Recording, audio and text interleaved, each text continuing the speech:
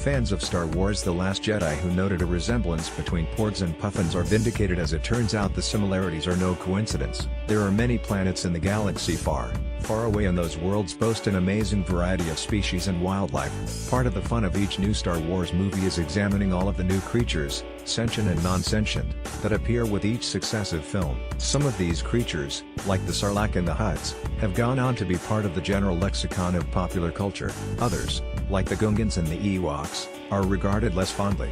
The breakout beast of Star Wars' latest installment, The Last Jedi, seems to be the adorable porgs. From their first appearance in the second trailer for The Last Jedi, fans have been fascinated by these creatures, regardless of whether they are charmed or repulsed by its adorable nature. With its sad soulful eyes and waddling walk, many have compared the porg's appearance to that of the humble puffin.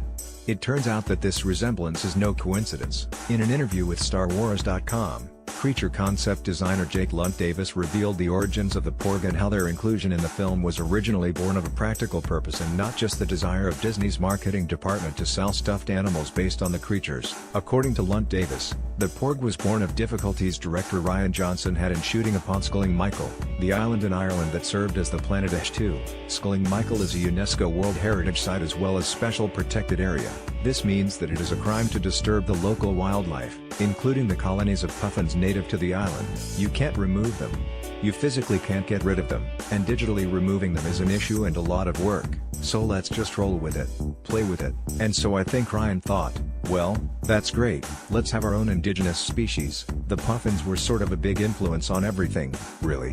Lunt Davis then went to work on fashioning a creature of similar size and demeanor to a puffin, but visually distinct from one as well. He turned to other aquatic creatures for inspiration as well as more domestic animals in trying to find the right magical combination of features that felt right. I probably got the porg within the first few attempts. I did about 4 or 5 pages of totally different sketches, and the porg was probably in one of those sketches. It was influenced by a seal and a pug dog and the puffin. The big eyes of a seal or the big eyes of a pug dog and the sort of funny, ugly face of a pug.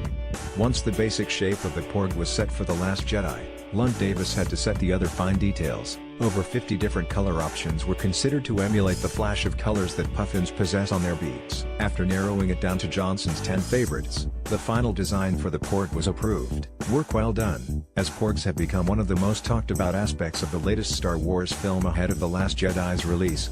Source: Star Wars.